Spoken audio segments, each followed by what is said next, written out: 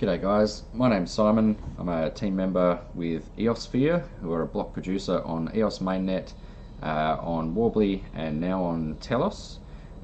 Also, I'm the founder of a group called BitSchool, and I make videos and write articles and posts and help people understand and protect themselves as they navigate through this new space that we call cryptocurrency, blockchain, or for those with an EOS focus like me, we tend to call it the EOSphere, hence the name of our block producer. I'm making a short video now to show you how to download the latest version of Scatter, so the latest version being version 10.0, and we're going to use that to link in with the TELOS network, and it's absolutely fantastic what the guys at Scatter have done to make this an easy and seamless process. In the previous versions, we've used Scatter to add new networks such as EOS Force. While it's relatively easy to do in the old form, people were still making some small mistakes and it was making it difficult for them. We did some troubleshooting with some of our members of BitSchool and some of our followers on EOSphere, and we managed to get everyone up and running. But with the new version of Scatter, I guarantee you everyone's going to find it 10 times easier or more to add new networks. And as the ecosystem continues to grow, more and more sister chains, side chains, software forks, all that sort of thing are going to come out. And Scatter is from day one has been really supportive of the entire ecosystem, and this release just shows that again, they're leading the way and showing people how it really can be done. So without any further ado, we're just going to jump into the Scatter GitHub repository. Links to this will be below the video. All sites that I'm using today will have links below the video, so just jump in below and click those. Don't forget to give us a like and share, particularly share amongst groups that you feel may not have come across this, because it really is super easy to do. And with TELOS, for example, you need to interact with it in the first, I think it's 29 days to be able to make sure you can claim your TELOS tokens.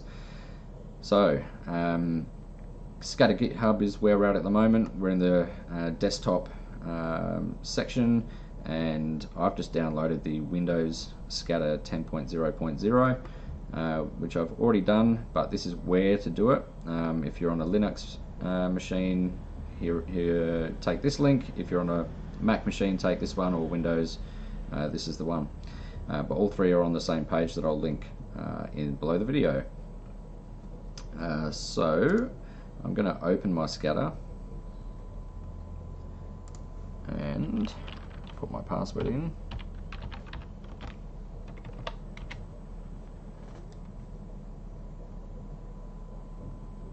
And I'm going to walk you through how to add the TELOS network to your existing Scatter. So in terms of how to get to the new version of Scatter, as soon as you download this little link right here, you'll get a pop-up in your screen when it's finished downloading, and just click run and accept that, and it is going to rewrite over the old version. And this will be the version that you see when you log on. Your password will be the same as your last version. It will just literally log on and it will look like this. You'll see some differences. So the vault is gone from the top, and it's effectively been replaced down here with a button that says add keys. Same sort of function as the old vault function, but this is a little bit more intuitive for crypto users. You can manage your identity, you can do all sorts of stuff in here. I'll do another video on the new version of Scatter. There's a lot that's changed, so I'd like to do a separate video on that, but for right now, we're just going to jump right into our settings. And just in case I went too fast for anyone, right up here, there's a little cog, and we're going to press that, which takes us into our settings menu. And to add the network, we're going to click into networks. When we do that, it's going to ask us to put in the password again. Just a little bit of added security, and as you can see, I've already added it, but what I'm going to do is I'm going to remove it. just to show you how easy it is to remove a network if you like as well. And now I'm going to re-add it with you so you can see just how easy this really is. So if we jump into our known networks, so this is the previous view, your networks, and if we wanted to add a new one, there was a plus button here, and we had to add one and manually enter all of these details.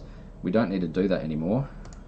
We just go into known networks, and as you can see, TELOS is the only one there at the moment, but as more forks and side chains and sister chains come in, they'll be added to scatter, so you'll see this list grow. Literally, we just select TELOS mainnet, click add, and we're in. It is that simple. Now, you may need to jump into one of your accounts. I'll just have a look here, so you can see it says EOS mainnet, and we're going to look and see if we can see the TELOS mainnet, and it doesn't look like TELOS mainnet. Here we go, it is, it's come straight across already. You can add it manually through adding an account, and you just need to select which blockchain that you want to add an account for, and then put in your username, and then click add. And so if it doesn't pop up for you, that's the process to get it in there. But by the looks of it, most of these are just coming straight across. So if we can, I think I just skipped past it. It's a little sensitive. It's a Sunday morning, so I'm a little bit sensitive too. EOS Force, TELOS mainnet. So we can see we've got our TELOS tokens in there already, and we are all good to go. So what else do we do now that we've got our TELOS account linked into our scatter? Let's minimize that, and let's jump across to EOSX, which is a new block explorer. This thing is absolutely fantastic. I haven't used it a huge amount yet, but as you can see, it gives you access to EOS mainnet. It gives you access to both of the EOS primary testnets. I haven't even heard of the BOS testnet yet, but my understanding is it's one of the EOS based testnets. Warbly, TELOS mainnet, TELOS testnet, all in the one block explorer, and you can just choose between them. So if you do, for example, try to attach your scatter identity to the wrong one, so I don't have anything loaded in my scatter for the testnet, it's going to come up with a pop-up saying that I can't do that, saying that you don't have the blockchain accounts for the network that this application requires. It's pretty straightforward. So we just jump back up here and make sure we choose the mainnet. Easy as that. So let's attach our scatter. And click login, and we're logged in. Probably most of you will find it easy to use from here. You can vote. You can vote by proxy.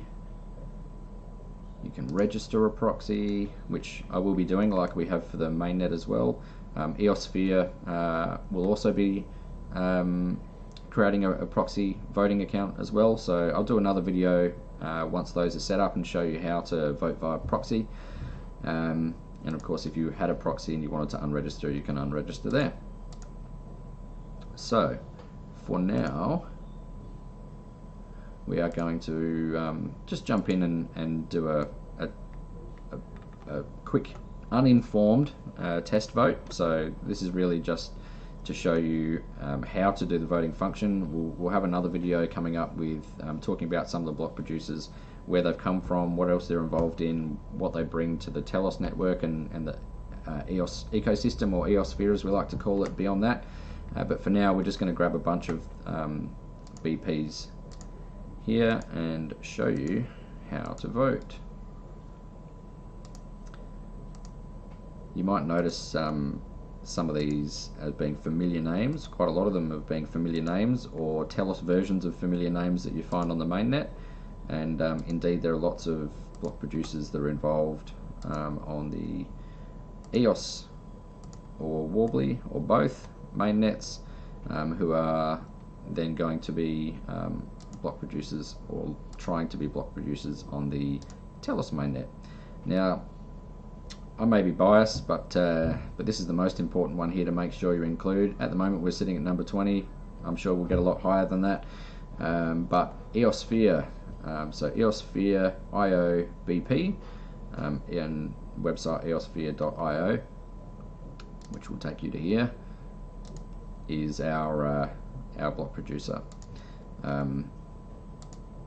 Without blowing our own bags too much, we've done a lot of work in the EOS ecosystem. We funded the first ever EOS voting tool, so we were an integral part on getting to that first 15% voting to kick off the EOS main network. We've been supporting Chintai, we've been supporting other projects like Emanate, with Pixios. I'll jump quickly across and show you some of our partnerships here. Emanate, EOS, Worbly, RMIT University, where we've been doing some meetups and some information sessions, Blockchain Center, Chintai, partnering with Tribe as well. We're heavily engaged with the EOS ecosystem. For those of you that have seen BitSchool before, you'll know that there's a heavy slant towards the EOS ecosystem in BitSchool. In fact, one of the reasons I started BitSchool about 18 months ago was because I came across EOS in the very early days and wanted to help people understand what it was and what it could be, and make an informed decision on whether you wanted to be involved in it or not. And we've got a ton of people that are in our BitSchool group that are active members of the EOS ecosystem as well. So, enough of that. Let's vote. Let's click vote. This is the first time I'm voting on the EOS, on the TELOS network, and we're just going to have a look and make sure everything looks good.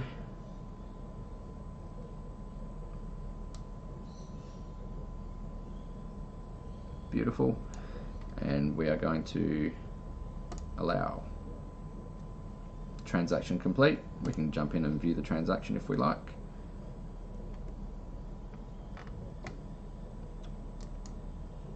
And we'll just click it again. Here we go. Okay, executed, irreversible already. Absolutely fantastic. Shows our list of block producers that we voted for. I'll jump back in to the Block Explorer. You can see, go through tabs like tokens. You can transfer. What else have we got? We've got accounts, permissions. Just like the EOS mainnet, we've got RAM as part of the ecosystem. We've got a name auction as well. Multi-sig. There's referendums coming on the TELOS mainnet as well. So I have a feeling that the TELOS is going to be very quickly at par with the EOS mainnet in terms of the tools and the uses. And for some things, TELOS is probably going to lead the way, and for other things TELOS is probably going to be led by the mainnet. But that's all the better for the whole ecosystem, because we're going to find that some things that TELOS implement on their chain are going to be useful for either Worbly or the EOS mainnet itself, and people will be able to share, pick up that open source code and share it into the other networks. And just as equally, things that are done in Worbly or in EOS mainnet, the TELOS blockchain may be able to benefit from as well, and they'll bring some of those changes. You know, things like the Rex, for example, may come in. The voting portals, all sorts of things are going to come in and be shared across all of these chains. As they are implemented into each chain, they may then slightly diverge and take different paths and be optimized for the chain that they're implemented on. But the beauty of this ecosystem is going to be the tools and the flexibility of those tools to be used in and across all these chains.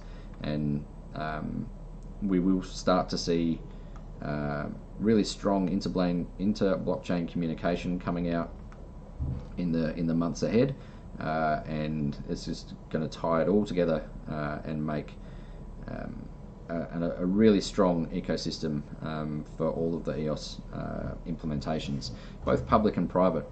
And that's one of the points that I wanted to touch on here as well, is that there's been some discussion on a lot of social media channels, in telegrams and Facebook groups and things like that, about why are all these forks and sister chains and side chains coming out, and what does that mean for the EOS token or the EOS mainnet itself. And some people are even concerned that it's reducing the overall value proposition that the EOS mainnet and EOS in general has to offer, because it's open source and it can be copied and spread and anyone can use it.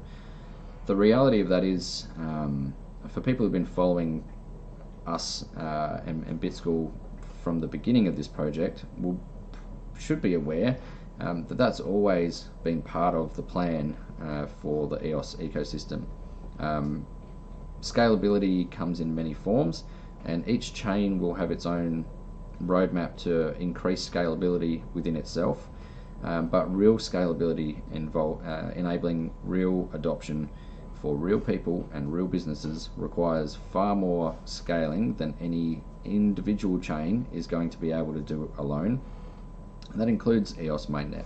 Even if we get to 100,000 transactions a second on the EOS mainnet alone, that won't be enough to support all of the applications and customers that are going to benefit from using this type of software and this type of network. And let's not forget that it is all about the network.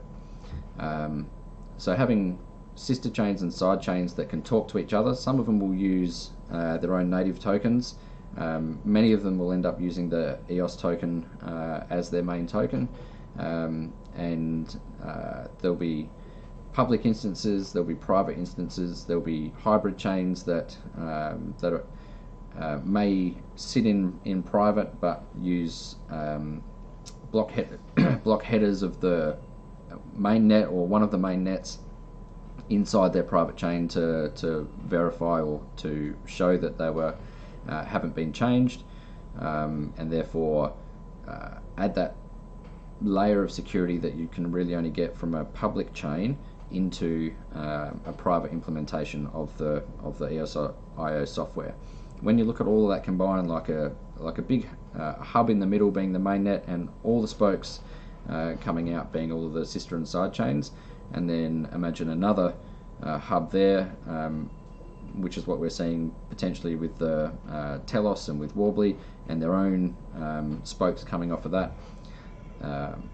All of those things combined will provide an ecosystem the likes of which in reality we've never seen before, and there's a huge amount of attention in the blockchain space, and everyone can see that there's a massive potential value if we can get this right and get it working.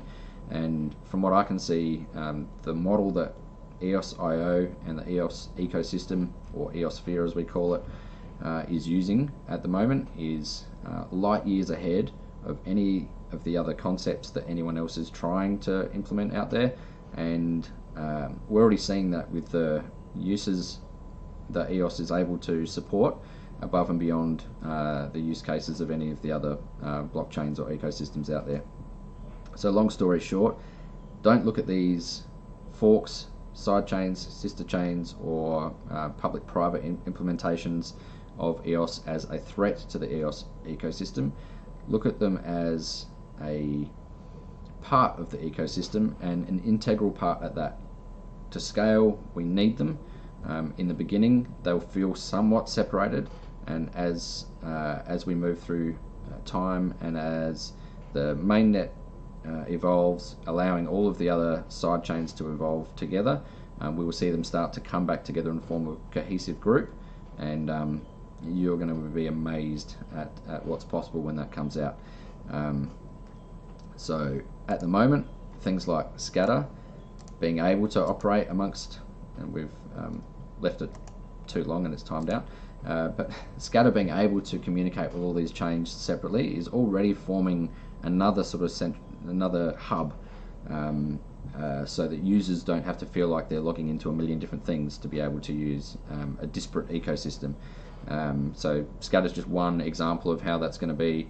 My understanding of the block.one wallet is that it also will be able to interact with all of the EOS implementations, public and private, and that no doubt many more of these will come in the future.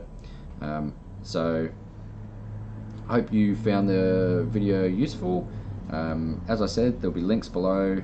It will all the links you need to be able to download the new version of Scatter, link to the awesome looking block explorer EOSX, and I'll throw in a link to the TELOS Foundation, and there's a great little article here that talks about the TELOS blockchain, where they're at to, features, where they're going, that type of thing as well. It's got some great links in that, so I'll include that as well. And of course I will include a link to our BitSchool group, which you're welcome to come and join, and of course a link to our EOSphere page, which includes a voter and all sorts of information, including our EOSphere dev group. So thank you very much. Enjoy your Sunday. I hope you found this useful, and stay tuned for the next video.